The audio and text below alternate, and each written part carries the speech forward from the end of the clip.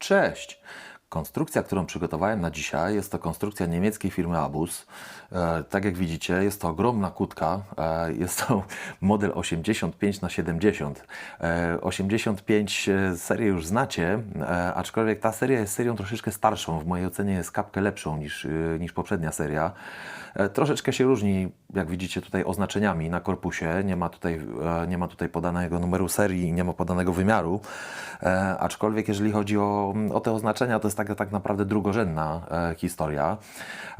Jak widzicie, jest to ogromny kawał metalu.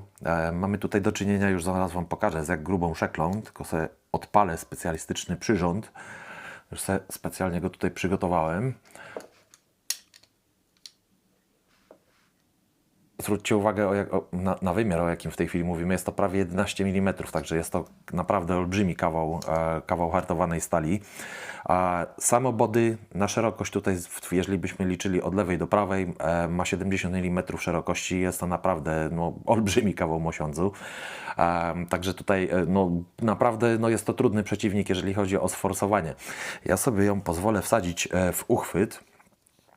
Tylko sobie ją tutaj zawiniemy, ponieważ jest to jedyny egzemplarz archiwalny, że tak powiem, który posiadam. Dlatego nie chciałbym jej bardzo zniszczyć. Już Wam pokażę. Zaraz całą pozostałą resztę. Tylko sobie tutaj trochę zjedziemy z moim specjalistycznym pokrowcem. Dobra, wsadzona w uchwyt, trzyma się dobrze, także tutaj powinno być wszystko ok. Przejdźmy zatem do klucza.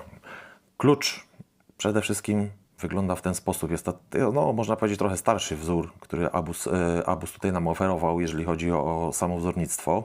Zwróćcie uwagę na bitowanie. Przede wszystkim jest to 6-bitowy zamek, pinowy zamek. Samo to bitowanie jest tutaj, jak widać, bardzo sportowe, można powiedzieć, góra, dół, góra, dół, góra, dół. Także tutaj mamy bardzo wysokie góry, bardzo wysokie doły. Jeżeli chodzi o jego funkcjonowanie, działa to jak najbardziej precyzyjnie. Tutaj nie ma mowy o żadnych zacięciach, nie ma mowy w tym momencie o jakichś tarciach, przycieraniach czy innych historiach. Jak widzicie, sama sprężyna, która odbija szekle, jest olbrzymia, także wygląda to w ten sposób. Za chwileczkę przejdziemy sobie oczywiście do ryglowania tutaj w tej konstrukcji, ale jeżeli chodzi o klucz, widzicie, jak to wygląda. Jeżeli chodzi o jej masę, za chwileczkę zobaczycie tą masę na ekranie. Tak jak widzicie, to jest to naprawdę masywny kawał metalu. Jeżeli chodzi o ryglowanie, o którym mówiliśmy wcześniej, ryglowana jest w sposób, można powiedzieć, nie wiem, czy to będzie widać tutaj w tym świetle, postaram się jakoś to ustawić tak, żeby było lepiej. Szekla zjechała.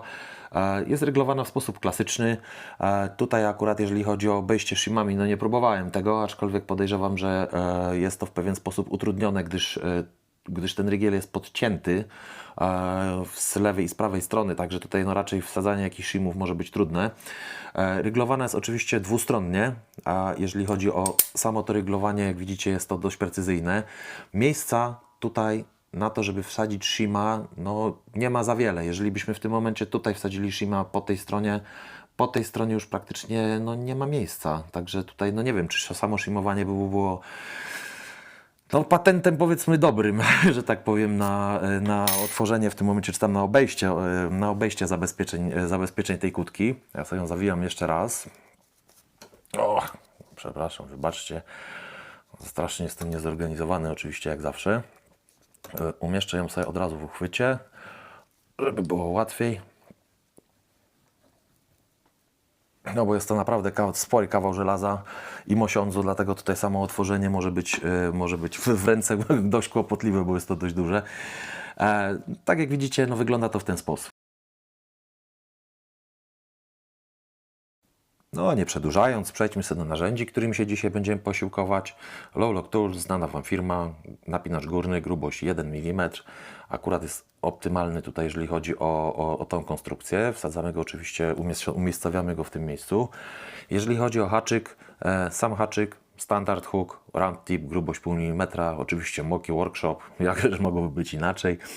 Także napnijmy ją sobie. Napięcie coś pomiędzy lekkim a średnim, bo ona nie wymaga tutaj więcej. Oczywiście, jak to przy ABUSie, pierwszy bądź ostatni pin jest pinem pozycjonującym cały stos.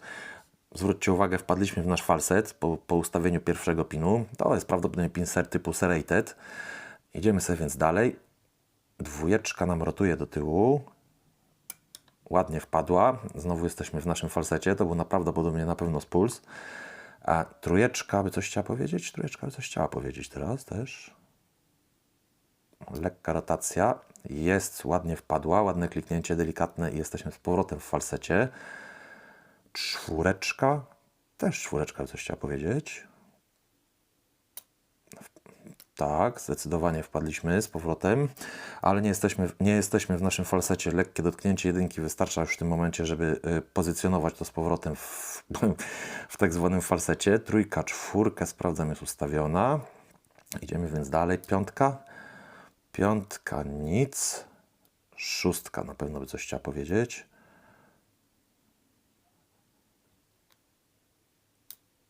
Bardzo ładnie binduje. Jesteśmy w naszym falsecie z powrotem. Nagle wróćmy sobie z powrotem do początku. Jedynka na pewno nie. Dwójka nie. Trójka też. Czwórka. Nasza piątka prawdopodobnie nas tu będzie trzymała w tej chwili jeszcze. Tak, ona rotuje do tyłu.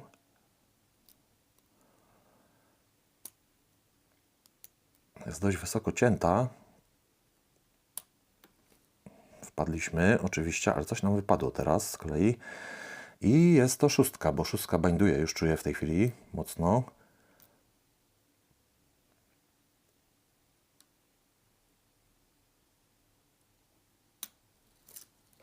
I tak, moi drodzy, wygląda otworzenie tej konstrukcji.